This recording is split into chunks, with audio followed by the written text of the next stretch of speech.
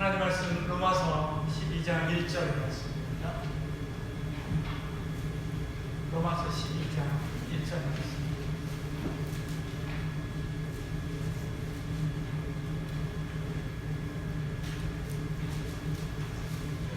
같이 읽겠습니다. 그러므로 형제들아, 내가 하나님의 모든 자비하시고 너희를 권하노. 너희를 하나님이 기뻐하시는 거룩한 상제물로 드리라. 이는 너희가 드릴 영적 예배니라. 아멘. 영적 예배. 우리 교회, 지난주에는 교회가 무엇인가에 대한 말씀 함께 했습니다. 오늘은 교회가 무엇을 해야 되는가 라고 하는 제예요. 지난주에 우리는 하나님의 교회, 하나님이 교회를 세우셨다라고 하는 이야기를 했습니다. 교회는 거룩한 성도로 하나님께서 거룩한 하나님의 본속으로 성도들을 부르시고 또 부르신 그들을 세상으로 보내신다. 우리는 그렇게 하나님께로부터 세상에 보내어지는 교회가 되야 된다라고 하는 말씀을 함께 나눴죠. 이 표현을 우리가 잘 익숙하게 듣는 표현으로 나눠 다시 바꿔본다면 모이는 교회, 흩어지는 교회라고 할 수가 있습니다. 거룩한 성도로 부르신 하나님은 그 교회의 성도들을 불러 모으십니다. 그리고 그 하나님 앞에서 예배하고 찬양하고 그리고 기도하고 교육하고 훈련하고 그리고 그리스도의 제자로 변화되도록 만들지. 근데 그것뿐만 아니라 그들을 또다시 세상으로 전도하러 보내고 선교하러 보내고 그리고 하나님의 선한 일들을 하라고 보내지. 그리고 그들의 선한 삶을 통해서 살아계신 하나님의 영광을 나타내려고 세상으로 보내는 것입니다. 우리 교회는 오고 와서 거룩한 하나님의 사람으로 변화된 그들이 또한 세상으로 가서 세상을 변화시키는 그런 역할들을 감당해야 합니다. 이것을 이 모든 내용들을 하나로 포괄해서 하나의 단어로 표현한다고 하면 예배라고 할 수가 있습니다. 예배는 한자로 보아도 하나님 앞에 절하는 것이죠. 절하는 것. 영어로 보아도 하나님 앞에 존귀와 존영을 나타내는 것입니다. 독일어로 보아도 하나님 앞에 하나님을 봉사하는, 하나님의 뜻대로 봉사하는 삶, 이게 바로 예배지. 이게 예배의 본뜻입니다. 우리가 생각하는 이런 예전이나 시간에 맞춰 하는 이런 예배, 순서에 맞춰서 하는 이런 예배, 이것보다 훨씬 더 큰 의미 있습니다. 예배는 우리의 모든 삶을 포괄합니다. 교회가 하는 모든 것들을 다 포괄하는 것, 이게 바로 예배예요. 큰 틀에서 보면 예배라고 할 수가 있습니다. 그럼 우리는 교회에 오거나 혹은 또 세상으로 나아가거나 늘 예배적인 삶을 살아야만 하지. 삶이 예배다. 우리 계속 보았던 이미지지 않습니까? 여기 와서 아마 저거 티슈에다가 쓴 걸 거야. 삶이 예배가 되듯이. 예배가 삶이 돼야 돼. 삶이 예배가 돼야 돼. 왜냐하면 우리는 하나님께서 하나님의 영광을 위하여 지으셨거든요. 같이 읽어볼까요? 이사야 43장 같이 읽겠습니다.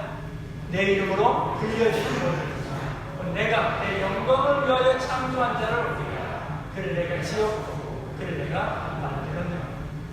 저와 여러분을 누가 지었다고요? 하나님이 지으시고 하나님이 만드셨다 이렇게 말씀합니다. 그리고 그런 우리가 내 이름으로 불려진 하나님의 백성이라고 불려진 거룩한 하나님의 자녀라고 불려진 우리 교회지. 교회이고 저와 여러분입니다. 그럼 우리를 왜 지었느냐? 우리를 왜 지었는가? 하나님의 영광을 위하여 지으셨다.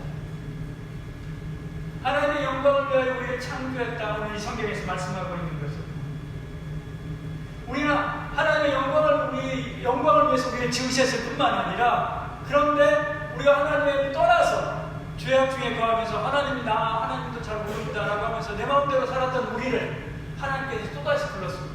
뭘로요? 예수님이 십자가 보혈, 십자가를 죽으시고 우리를 구원하시고 하나님을 다시 알게 하고 하나님을 믿게 하고 하나님 앞에 다시 오게 하는. 그렇지? 그래서 값으로 산 것이 되었습니다. 이 값이 뭐예요? 예수의 피값으로 산 거죠. 생명의 값으로 산 겁니다. 예수님께 십자가에 나를 위해서 죽으심으로 산 거죠. 그렇게 해서 우리를 다시 살려왔습니다. 하나님의 백성을 다시 살려왔습니다. 그 이유도 뭐 때문이라고요? 하나님의 영광을 위해서. 값으로 산 것이 되었으니 그런즉 너희 몸으로 하나님께 영광을 돌리라 이렇게 말씀하고 있는 것을 보지요. 그렇습니다. 우리를 창조하신 것도 하나님의 영광을 위해서, 우리를 구원하신 것도 하나님의 영광을 위해서 하나님께서 하신 일입니다. 그러므로 우리는 먹든지 마시든지 뭘 위해 살아야 돼요? 하나님의 영광을 위해 살아야 돼요. 우리의 모든 삶이 하나님을 찬양하는 삶이 되어야만 하지. 이 백성은 내가 나를 위하여 지어다니 나를 찬송하게 하려 함이라. 이게 바로 우리가 하나님 앞에 살아야 되는 삶의 모습입니다. 이럴 때 우리는 언제 어디서나 하나님을 찬양하고 하나님의 영광을 나타내고 하나님의 선하신 뜻을 따라 살아야 되는데 그러지. 대신에 사람을 찬양, 인간을 찬양하는 시대에 우리는 살고 있습니다. 그리스 로마 신화에 보면 신들도 다 인간적이지 않죠. 제우스도, 가정의 신 헬라도 사랑과 미의 여신 아프로디테도 마찬가지예요. 전쟁의 신 아레스도 마찬가지예요. 굉장히 인간적이지 않습니까? 인간적인 모습, 인간적인 어떤 성품을 가지고 사람도 속에 또 섞여 살아요. 그리스 로마의 신들은 굉장히 인간적이고요. 그리스 로마는 인간 중심의 사회였고요. 그리고 인간을 찬양하는 사회이기도 했습니다. 예수님이 오셔서 십자가로 하늘을 열고 하나님을 보게 함으로 하나님 중심의 사회, 신 중심의 사회를 만들어버립니다. 그런데 또다시 부패하면서 교회가 타락하고, 그리고 사람들이 타락하고 부패하면서 다시 하나님을 잊어버리고, 그리고 인간 중심의 사회로 변모하게 됩니다. 르네상스가 되면서 다시 뭘 가지고 와요? 그리스 로마의 것들을 다시 가지고 돼요. 인간의 관심을 가지게 돼요. 미켈란젤로나 하는 이런 여러 그런 화가들이, 조각가들이 인간의 아름다움을 찬양하고 찬미하고 높이는 일들을 하게 돼요. 르네상스 이후부터는 신중심의 사회에서 인간 중심의 사회로 점점점 변모해요. 지금 우리는 인간 중심의 사회에 살고 있습니다. 인간을 찬양하고 인간을 높이는 시대에 살고 있습니다. 근데 과학의 발달로 인해서 그 인간이 자신을 무한히 확장하게 됐어요. 이제 인공지능이나 AI 이런 것들 통해서 인간이 힘으로 봐도 그렇고요, 지식으로 봐도 그렇고요, 인간만이 전유할 수 있는 창의력이라고 하는 그것조차도 이제는 인공지능에게 빼앗기게 됐어요. 소설도 인공지능이 있습니다. 일본에서 인공지능이 소설을 썼는데요, 문학 공모전에서 당선됐습니다. 문학 공모전에서 인간의 전유물이라고 하는 창의력조차도 이제 인공지능에게 밀리는 시대가 되겠죠. 그런데 결국에 인간은 인공지능을 가지게 될 것입니다. 그리고 인공지능을 사용하게 되겠죠. 그게 중요한 게 아니라 인공지능이 우리를 지배하지는 않아요. 우리가 그걸 사용하게 될 것입니다. 그러나 그게 중요한 게 아니라 우리는 그 인공지능을 통해서, 온갖 기계의 발달을 통해서 우리의 인간의 능력을 무한히 확대시킬 수 있는 존재가 된다. 우리가 신처럼 되는 그런 시대가,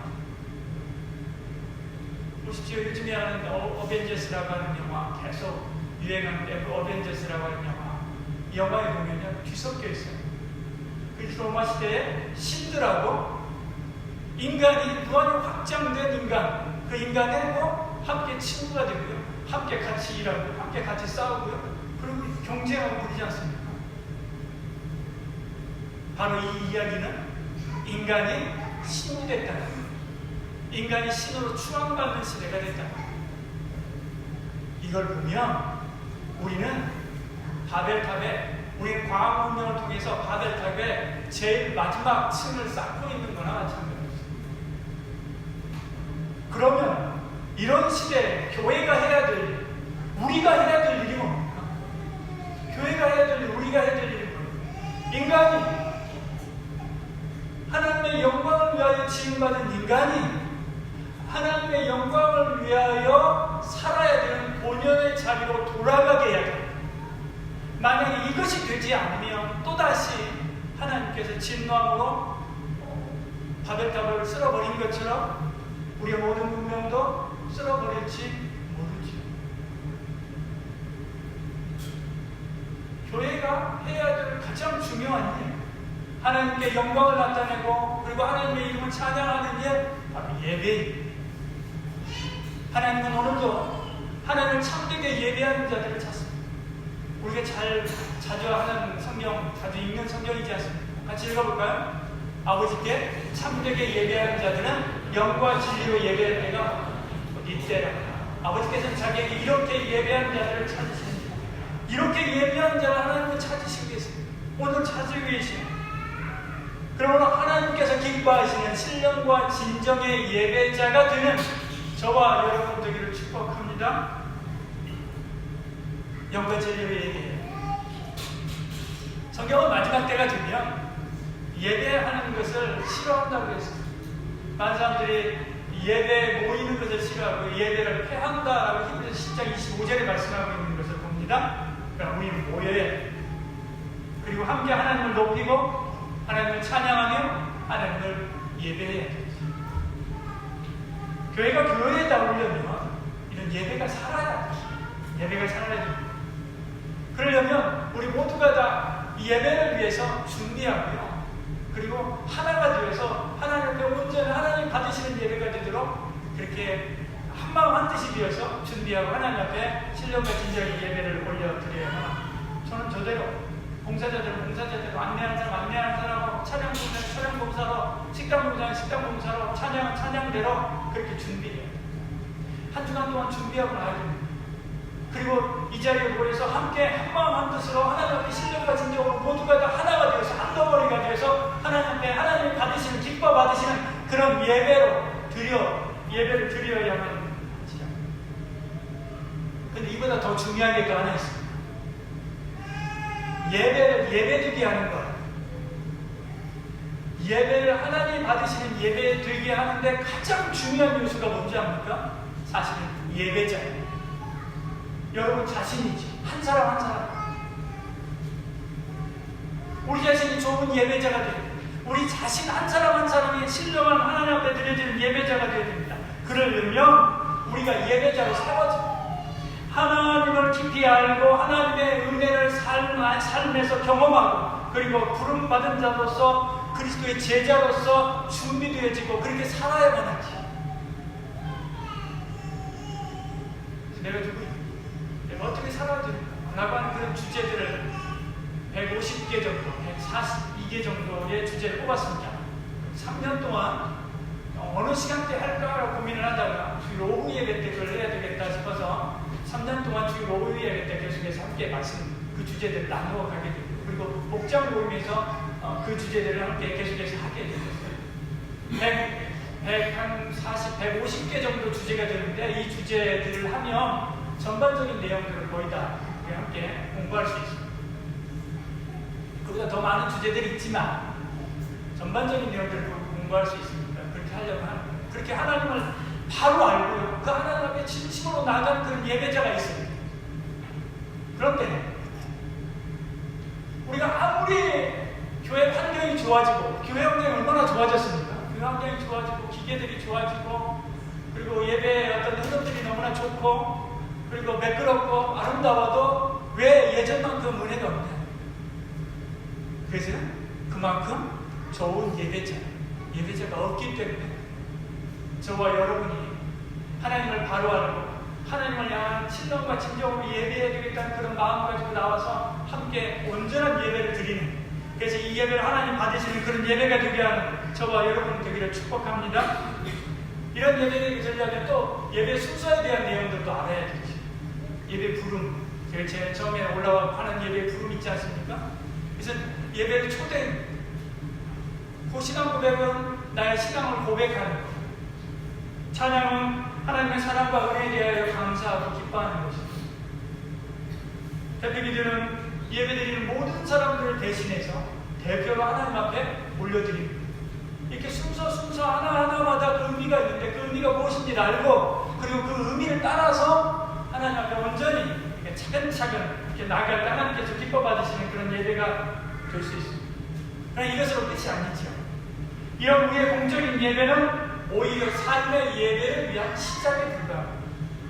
진짜 우리 예배는 삶의 현장에 있다고 보아야 하지.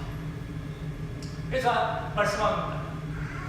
그러면 형제들아 내가 하나님 모든 자비하시고 너희 구하는 너희 몸을 하나님이 기뻐하시는 거룩한 산제물로 드리라.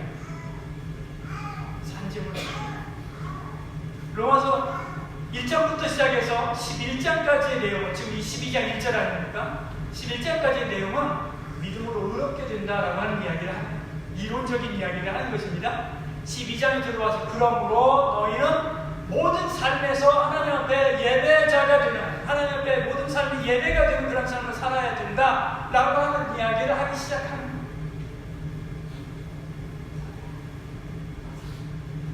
이것이 영적인 예배, 온전한 예배다 말씀하는 거죠. 몸을 드린다는 게 뭡니까? 사락스라고 하는 살이라고 하는 표현을 썼습니다. 몸을 드린다고 하는 게 뭡니까? 몸을 바쳐서 하나님의 영광을 위하여 충성해야 된다. 또 하나, 우리의 몸이 살아가고 있는 삶의 현장, 구석구석에 하나님의 영광이 드러나도록 하는 삶을 살아야 된다는 거죠. 하나님의 자녀들이 둘 다 중요합니다. 우리의 시간 대부분 가정과 일터에서 쓰죠. 그 가정과 일터를 하나님을 예배하는 예배 재단이 되게 됩니다. 여러분이 하는 그 일이 하나님께 예배하는 현장, 예배당이 비록 하찮은 것처럼 보인다 할지라도 하나님을 의식하고 하나님의 뜻대로 그 일들을 한다면, 그리고 하나님을 위하여 한다고 하는 그런 의식까지 그 일을 한다면 하나님 받으시는 예배를 드리고 있는 거예요. 철가방을 가지고 배달을 한다 할지라도 이것이 하나님이 나에게 주신 일이다. 난 이것을 통해서 하나님의 선한 뜻과 그리고 하나님을 찬양하는 일을 할 수 있다. 그렇게 생각하고 정직하고 바르게 하나님을 기뻐하는 방식대로 그 일을 한다면 트럼프가 가지고 다니는 핵가방하고 별반 다를 게 하나도 없어요. 오히려 믿음 없이 들고 다니는 저런 가방보다도 믿음으로 하나님의 영광을 위하여 들고 다니는 철가방이 훨씬 더 하나님께 영광이 될 수가 있습니다. 하나님께서 보시는 입장에서는 철가방이나 핵가방이나 별 관계없어요. 다 별거 아니에요. 그걸 들고 다니는 그것을 통해서 그들의 삶을 살아가는 그들의 삶의 모습, 그 속에서 하나님을 찬송하고 하나님께 영광을 나타내느냐를 보는 거죠. 여러분이 하고 있는 그 일이 하찮고 그 일이 보잘것없다고 생각하니까 그 일을 하고 있는 나도 보잘것없다고 생각합니다. 그래서 점점 침체되고 점점 스스로 사회로부터 소외를 시키고 점점 주눅이 들고 점점 자신이 없어지고 그렇게 되는 거예요. 그러나 그렇지 않습니다. 곰 인형에 눈가를 붙인다 할지라도 그것이 하나님을 위한 그런 마음 가지고 주의 영광을 위해서 하나님을 찬송하는 그런 마음 가지고 주를 찬송하면서 그것을 하면 그것은 그 어떤 일을 보다도 귀하고 가치 있고 하나님이 기뻐하시는 일인 줄 여러분 믿으시기를 바랍니다. 우리의 일상을 하나님의 영광을 나타내는데 그래야만 하죠. 사실은 이 삶의 예배하고 공적인 예배가 구분되지 않습니다. 둘은 사실 하나죠. 창세기 4장 4절 5절에 이렇게 말씀합니다. 아벨은 자기도 양의 첫 새끼와 그 기름을 드렸더니 여호와께서 아벨과 그의 제물은 받으셨으나 가인과 그의 제물은 받지 아니하시니라. 가인이 몹시 분하여 안색이 변하니 그렇게 말씀합니다. 가인의 예배를 안 받으신 거다. 하나님께서 안 받으시니까 가인이 화가 났습니다. 하나님 나도 똑같이 잘 드렸는데 왜 내 예배는 안 받습니까? 화가 났습니다. 하나님이 이렇게 되더라고요. 같이 읽어볼까요? 4장 7절입니다. 읽습니다. 내가 선을 행하면 어찌 나를 들지 못하겠느냐.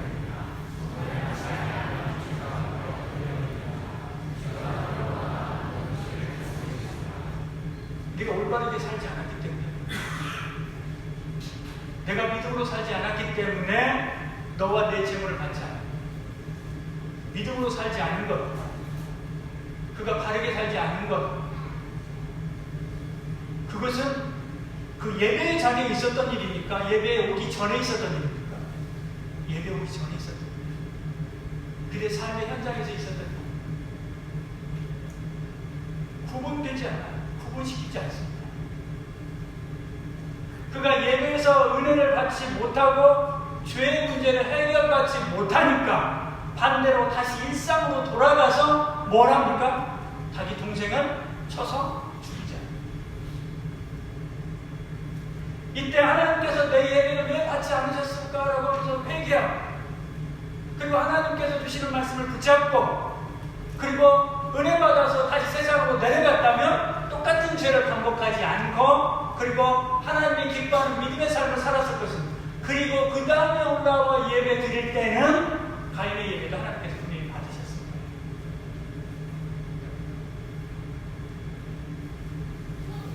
둘은 분리되지 않습니다. 사실 같은 것이. 여기 다른 분들이 있습니다. 각기 다 다릅니다. 일상이 다 다릅니다. 오늘 예배 마치고 돌아가서 갈 곳도 다르고 할 일도 다르고, 그리고 월요일날 가서 할 것도 다르고 출근할 것도 다르고 하는 일도 다르고 다 다르고, 어떤 분은 매일 일상적인 일 하던 일 계속해서 반복해서 할 수도 있고요.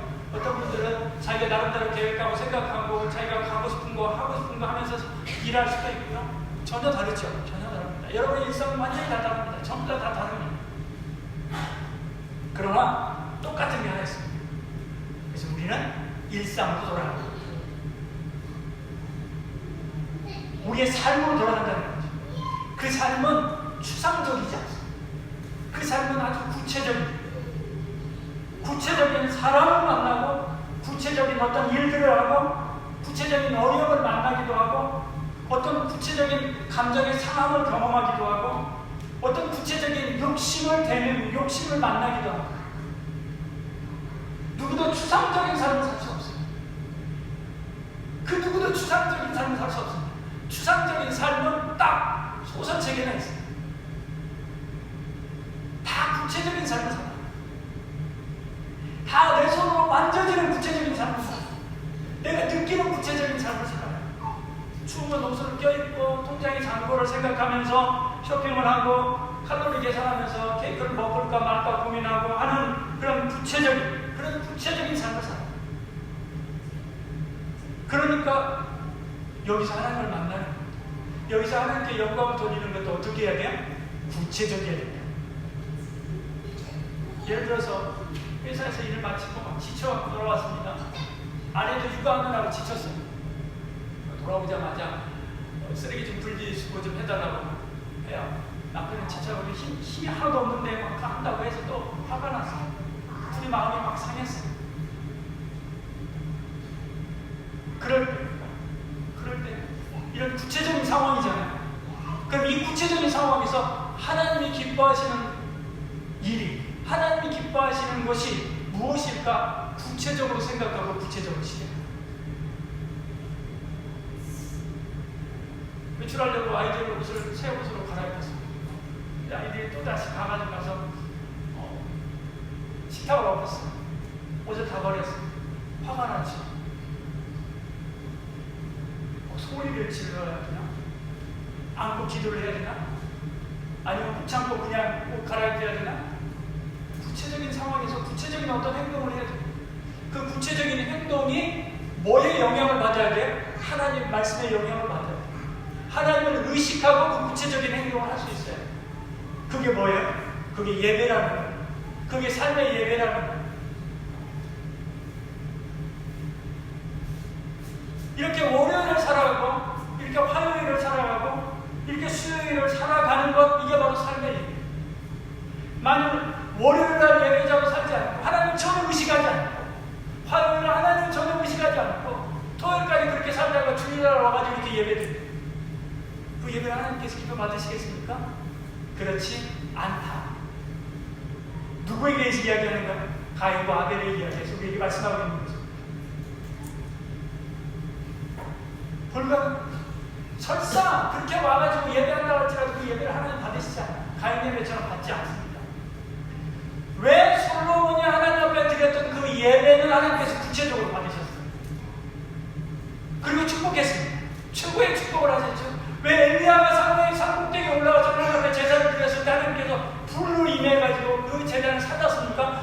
구체적으로 임한 거예요? 왜 내 삶에는 하나님께서 구체적으로 임하지 않습니까? 왜 나의 예배에 하나님께서 구체적으로 응답하지 않습니까? 그게 의문이죠. 우리가 구체적으로 하나님을 예배하지 않는데 구체적인 삶의 예배가 구체적인 공적 예배의 응답을 공적 예배에서 받은 구체적인 하나님의 응답이 내 삶의 일상인 월요일과 화요일과 수요일과 목요일과 금요일과 토요일에 구체적으로 구현되어지고 나타나져야 되는 것, 이게 바로 삶의 예배인데 그렇게 예배가 드려져야 된다. 사랑하라고 하면 사랑하고 용서하라고 하면 용서하고 믿으라고 하면 믿으면서 살아가야 되는 것입니다. 그렇게 내 삶의 일상의 전체가 다 하나님 앞에 영광 되어지고 하나님을 찬송하고 하나님을 나타내는 그런 예배가 되어야 됩니다. 하나님은 예배를 통해서 우리가 누구인지 어떻게 살아야 되는지 가르쳐 주시는데 그것을 우리는 추상적으로 봤습니다. 구체적인 몸으로 살아내지 않으면 그것이 그 말씀이 아무리 대단한 말씀이 아니라도 그것이 우리의 마음과 우리의 영혼과 우리의 삶을 건드리지도 못해요. 그리고 주일에 하나님 앞에 드리는 예배도 구체적이지 못하고 추상적인 예배가 마당만 밟고 돌아가는 거지. 그런데도 우리는 그렇게 우리는 하나님을 추상적으로 섬기고 추상적으로 믿고 그리고 하나님의 백성이라 하면서 추상적으로 살아가면서도 불구하고 하나님은 왜 나에게 구체적으로 응답하지 않습니까? 하나님 내가 먼저 추상적으로요. 그리고 하나님 왜 나에게 응답하지 않습니까? 왜 나의 이 문제 해결해 주지 않습니까? 왜 구체적으로 이 문제 해결해 주지 않습니까? 라고 우리는 이야기합니다. 굉장히 이기적인 거죠.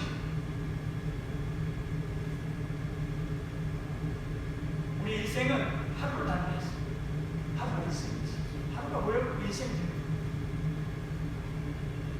매일매일 짜릿한 그런 체험을 하면서 살 수가 없어요. 아주 평범한 일상, 그런 일상이 내 인생의 대부분을 차지해요. 결국 그게 뭐예요? 그게 나의 나름은 다른 데서 만들어지지 않습니다.